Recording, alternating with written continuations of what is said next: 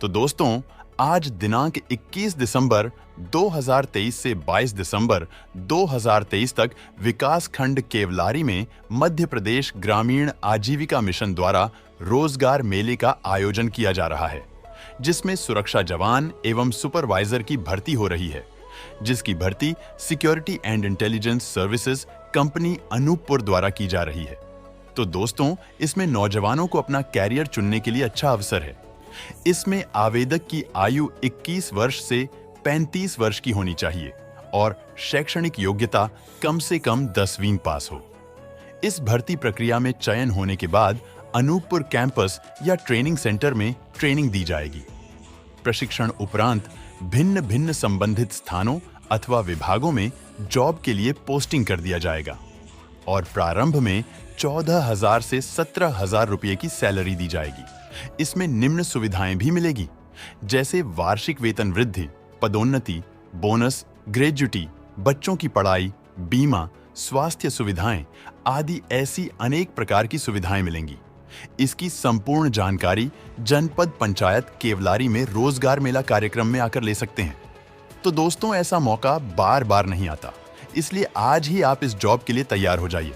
और हाँ, यह भर्ती प्रक्रिया सिवनी जिले के सभी ब्लॉकों में तय दिनांक अनुसार हो रही है, जैसे दिनांक 12 दिसंबर 2023 से 13 दिसंबर 2023 को बरघाट ब्लॉक, 14 दिसंबर से 15 दिसंबर को छपारा ब्लॉक, 16 से 18 दिसंबर धनौरा ब्लॉक, 19 से 20 दिसंबर घनसौर ब्लॉक, 21 से 22 दिसंबर केवलारी ब्लॉक, 23 से 26 दिसंबर कुरई ब्लॉक, 27 से 28 दिसंबर लखनादौन ब्लॉक और 29 से 30 दिसंबर सिवनी ब्लॉक में इस रोजगार मेले का आयोजन हो रहा है। यदि आप अपने संबंधित ब्लॉक में किसी कारणवश इस रोजगार मेले में शामिल नहीं हो पाए तो घबराने की जरूरत नहीं है, क्योंकि तय दिनांक अनुसार आप किसी भी ब्लॉक में जाकर इस रोजगार मेले में शामिल हो सकते हैं और इसकी पूरी जानकारी लेकर आवेदन कर सकते हैं।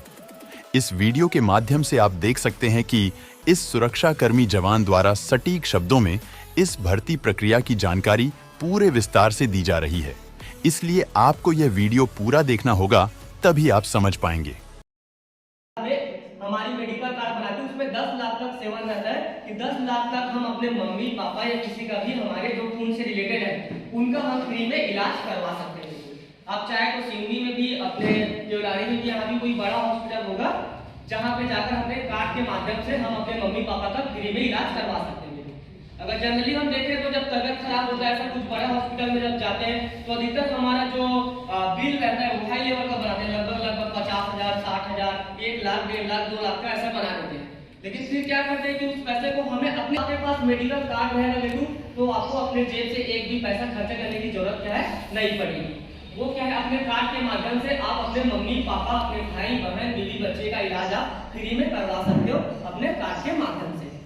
वहां पे अगर हम अगर एक बच्चे का भी पढ़ाना चाहे ना, तो अगर एक बच्चे को भी हम अगर पढ़ाएं तो हमारे साल का खर्चा लगभग 4 से 5 लाख जाएगा हमारे बच्चे के लिए, क्योंकि वो मिलिट्री स्कूल है। वहां पे मिलिट्री स्कूल में नॉर्मली कोई भी इंसान अपने बच्चे को नहीं पढ़ा सकता, क्योंकि उसकी 1 साल का सालाना जो खर्चा रहता है वो बहुत हाई लेवल का रहता है।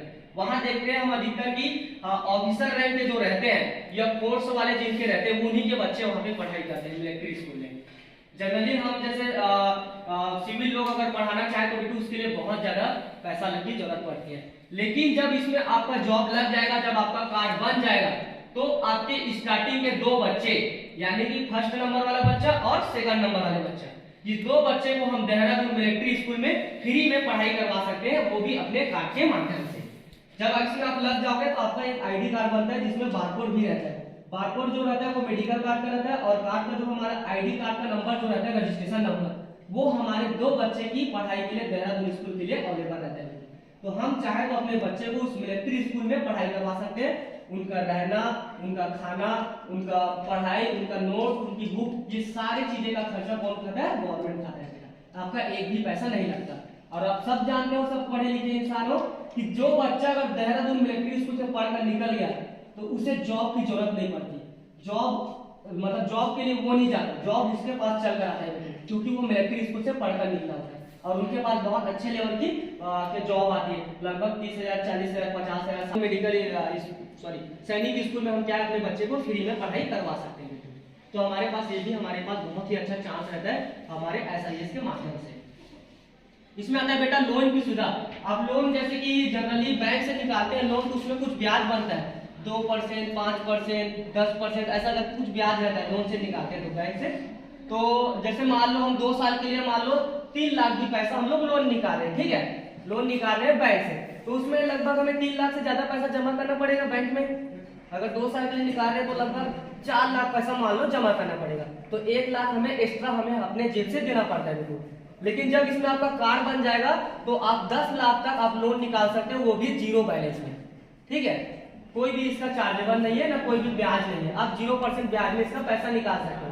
अगर मान लो इससे आप 10 लाख पैसा भी निकाल रहे हो अपने कार्ड के माध्यम से, तो आपको बैंक को कितना पैसा जमा करना पड़ेगा, सिर्फ और सिर्फ 10 लाख। ना तो 10 लाख से ज्यादा पैसा जमा करना है और ना ही 10 लाख से कम पैसा करना है, तो इसमें आपका कोई भी ब्याज आपका नहीं बनता। यूपी में पहले ऐसा होता था कि MP वाले MP में नहीं कर सकते, उनको MP वाले को बाहर भेजना पड़ता था, लेकिन अब ऐसा कोई भी सिस्टम नहीं है। अब ये सिस्टम कहलाता है, भारत सरकार ने उसको वेटेज कर दिया गया है कि अब ऐसा है कि MP वाले MP में ही जॉब करेंगे, CG वाले CG में ही जॉब करेंगे और UP वाले UP में ही जॉब करेंगे। तो आप लोग को ऐसा सोचने या डरने की कोई बात नहीं है कि हमें MP से बाहर भेज देंगे पोस्टिंग हमारा ऐसा करके, तो ये सारा चीज मत सोचो। आप लोग को जो MP वाले हैं वो MP में ही आपको मिलेगा। मेस की भी सुविधा आपको अवेलेबल रहेगी और इसका चार्जेबल ना ही आपको देना पड़ेगा, ये फ्री में रहता है देखो आप लोग के लिए। ना तो आपको रूम के लिए कोई भी पैसा पे करना पड़ेगा और ना ही खाने के लिए कोई भी पैसा पे करना पड़ेगा। आप बस आराम से आओगे, ड्यूटी करके रूम में आओगे, रूम से अपना खाना खाओगे, मेस से खाने के बाद सो जाओगे और जिसका ड्यूटी है वो ड्यूटी में चले जाएंगे। तो आपको पूरा आपका जो पेमेंट आएगी वो आपको पेमेंट आपकी क्या है पूरी बच जाती है। आपका पेमेंट से एक भी खर्चा नहीं होता, जो भी खर्चा होगा वो बाहरी खर्चा रहता है लड़के लोग का, जो भी आप खाते पीते ऐसा वैसा जो ऐसा करते हो उसका वो ही खर्चा बस आप लोग का लगेगा बेटा, ठीक है। तो आपको रूम और मेस की सुविधा जो है आप लोग को फ्री मिलती है। इसमें आता है बेटा उच्च शिक्षा और भत्ताई। मतलब उच्च शिक्षा और भत्ताई का मतलब होता है कि जैसे जो बहुत सारे लड़के ऐसे होंगे जो इसमें ग्रेजुएशन किए होंगे, मास्टर डिग्री किए होंगे या कंप्यूटर किए होंगे, DCA PG DCA, तो उन लोगों को उनके पढ़ाई के अनुसार भी उनको जॉब मिलती है। जैसे कि मान लो आप लोग अनूपपुर से ट्रेनिंग किए, ट्रेनिंग करने के बाद वहाँ आपका पोस्टिंग जाओगे, जैसे बहुत सारे लड़के इसमें से बैंक में चले जाएंगे। अगर बैंक में चले गए तो फिर उनका क्या है वहाँ पे क्वालिफिकेशन पूछा जाता है, तो क्वालिफिकेशन आप बताओगे कि सर हाँ मैं मास्टर डिग्री किया हूँ, सर मैं PhD किया हूँ, या मैं DCA किया हूँ सर, या मैं PG DCA किया हूँ, ऐसा करके तो उनका क्वालिफिकेशन के हिसाब से भी उनको वहाँ पे प्रोवाइड किया जाता है ड्यूटी। अगर मान लो आप जनरली गार्ड के लिए गए हो वहाँ पे और आपका क्वालिफिकेशन बहुत अच्छा है, जैसे PG DCA DCA वगैरह किए, तो हो सके तो आपकी किस्मत अच्छा है तो आपको स्टाफ मेंबर में ही रख ले, स्टाफ मेंबर में कंप्यूटर ऑपरेटर में रख ले। और जब कंप्यूटर ऑपरेटर में रखोगे बेटो तो वहाँ पे काम भी बहुत अच्छा रहेगा, आराम से AC में बैठकर आपको कंप्यूटर चलाना है और आपकी पेमेंट भी और भी बढ़ जाएगी। क्यों? क्योंकि आप स्टाफ मेंबर में कहलाओगे। तो गार्ड के लिए गए थे लेकिन गार्ड से ना चलकर आपका क्या हो गया, स्टाफ मेंबर में हो गया। तो स्टाफ मेंबर में हो गया तो स्टाफ मेंबर का जो पेमेंट रहती है वो 21,000 से स्टार्ट होती है, तो आपको शायद और भी बड़ा रकम मिल सकता है बेटू।